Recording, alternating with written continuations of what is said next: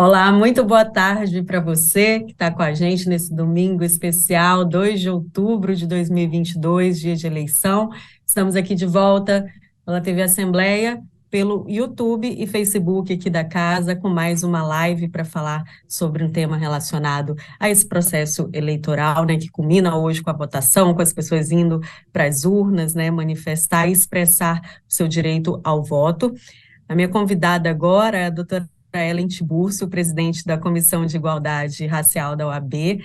A gente vai falar um pouquinho sobre a representatividade, né, nesse processo eleitoral, das candidaturas, dos nossos representantes que estão nas casas políticas.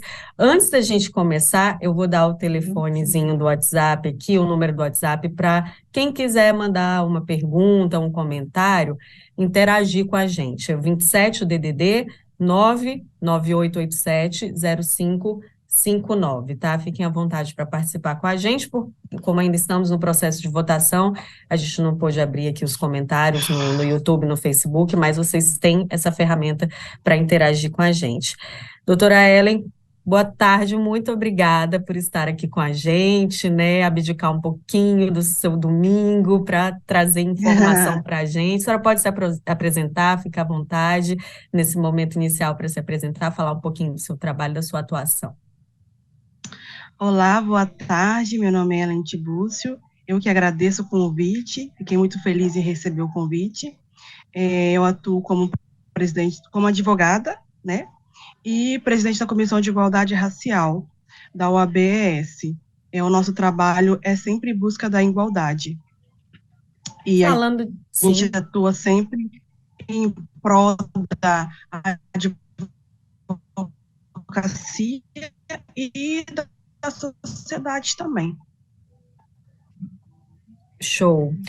Doutora Ellen, a senhora avalia que o nosso sistema político, nas regras atuais, ele favorece, ele contempla a diversidade nas candidaturas, a diversidade de nossos representantes, tendo em vista que nós temos uma sociedade muito diversa, né? Especialmente aqui no Brasil. Como que a senhora avalia essa questão? Desculpa, é que cortou e eu não consegui ouvir a pergunta. Pode repetir, por favor? Claro, claro. Então, a gente tem uma sociedade muito diversa, né, no país, aqui no Brasil, sobretudo. Eu queria saber se a senhora avalia que as regras atuais do nosso sistema político, elas favorecem, elas contemplam essa diversidade, também a participação de diversos segmentos, ou a política ainda fica muito restrita a um determinado grupo? Então, o nosso sistema político, ele ainda não contempla a possibilidade de diversidade dos nossos representantes.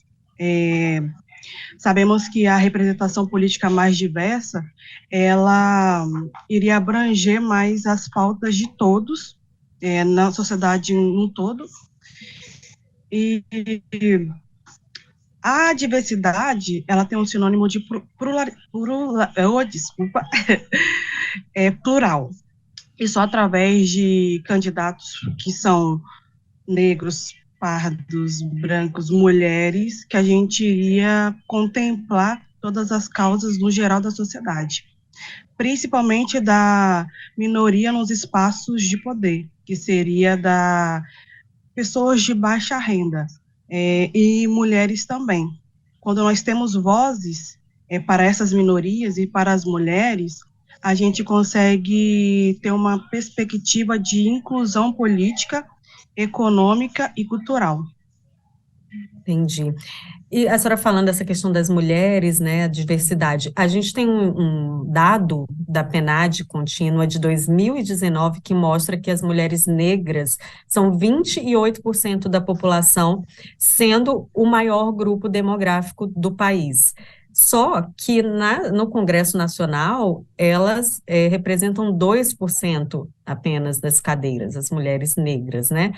Ou seja, minoria. E quais as consequências, então, dessa representatividade, né, que não chega a ser significativa, para um segmento tão vulnerável, né? As mulheres e mulheres negras. A gente está falando aí de um recorte de gênero e um recorte racial. Quais as consequências disso, o impacto disso, em relação a um segmento tão vulnerável da sociedade? Bom, a falta de representatividade tem um custo muito alto, principalmente para a parcela mais vulnerável da população, né? E não havendo políticas públicas voltadas para essa parcela da sociedade, fica bem complicado.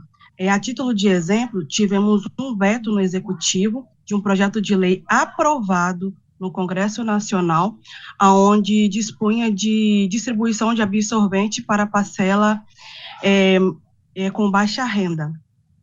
Depois, teve uma revisão do executivo desse veto. Esse exemplo fica bem claro que, enquanto não tiver mulheres nos espaços de poder para dar voz para outras mulheres, esses assuntos que envolvem as mulheres não vão ser levados mais a sério. Quando temos mulheres nesses espaços, sim, esses assuntos é encaminhado com mais prestezas, com mais atenção. Então, é necessário que tenha mulheres nos espaços de poder, negras também, para poder ter uma atenção melhor nesses assuntos que se trata de mulheres negras e mulheres no geral também. Recentemente, ocorreram algumas mudanças, né, no processo eleitoral, a questão das candidaturas, foram criados alguns mecanismos, que as mulheres sempre tiveram muito à margem do processo eleitoral, né, sempre tiveram, as candidaturas, eram poucas candidaturas femininas, e eles criaram mecanismos, como, por exemplo, a questão da cota eleitoral, né, há um percentual de mulheres que tem que se inscrever para disputar as eleições. Aí o Sim. que acontecia? As mulheres se inscreviam e viram que essa medida, na prática, ela não estava tendo tanta efetividade que era, elas não tinham apoio para suas candidaturas, elas não recebiam recursos, então não eram candidaturas competitivas, né? E depois criou-se um mecanismo também da questão da contagem, né, de votos em mulheres, que passa a valer.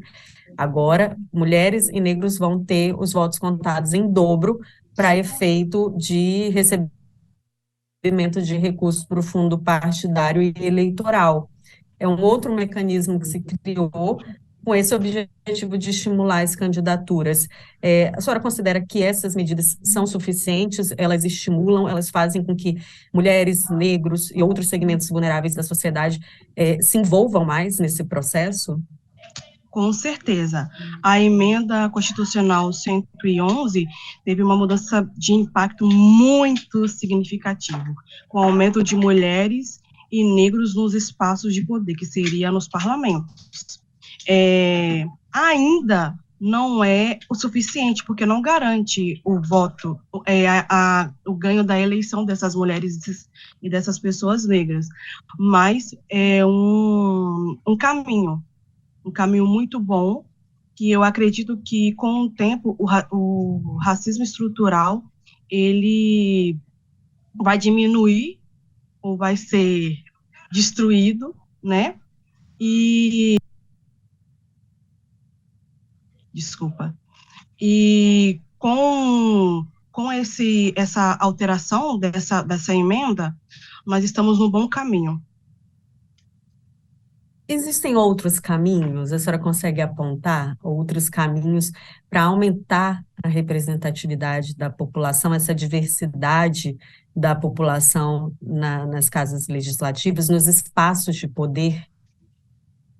Sim, os outros caminhos, que eu acredito que sejam mais eficazes, é ouvir os grupos que não têm representatividade e aplicar a voz desses grupos.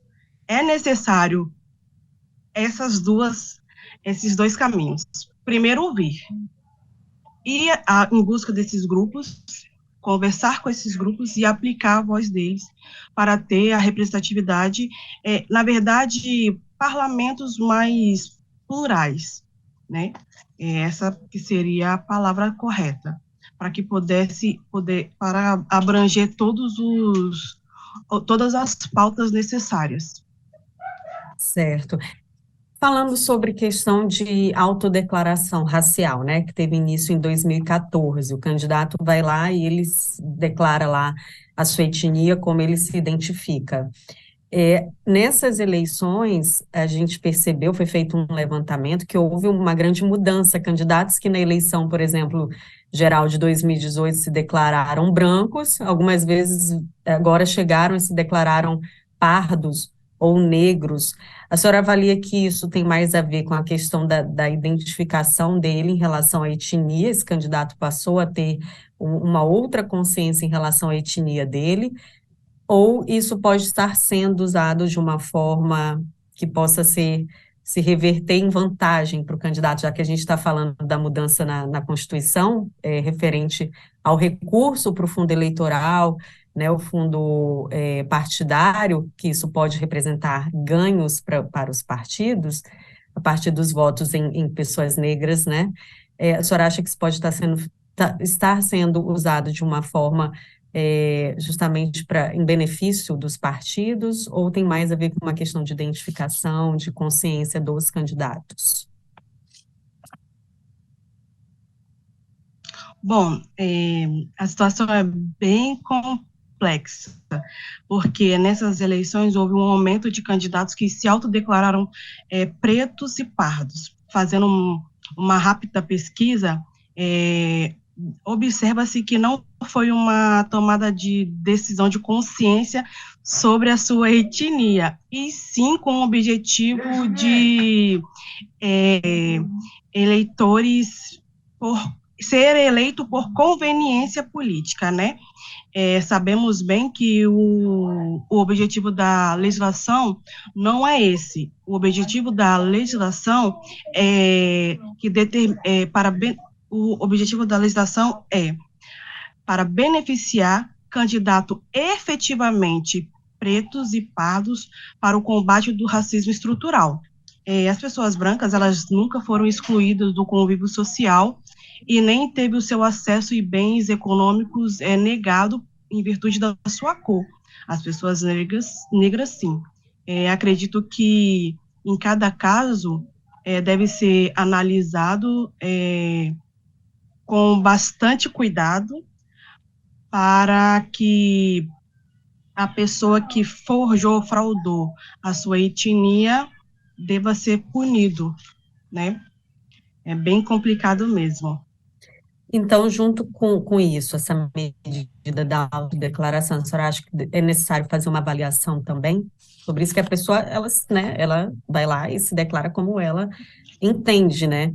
Mas deveria haver um critério maior, a senhora acredita? Mas ela só mas com certeza, ela só se declarou para ter os votos em dobro, para ter os benefícios que a legislação está propondo para essa parcela que foi excluída por um tempo do espaço de poder.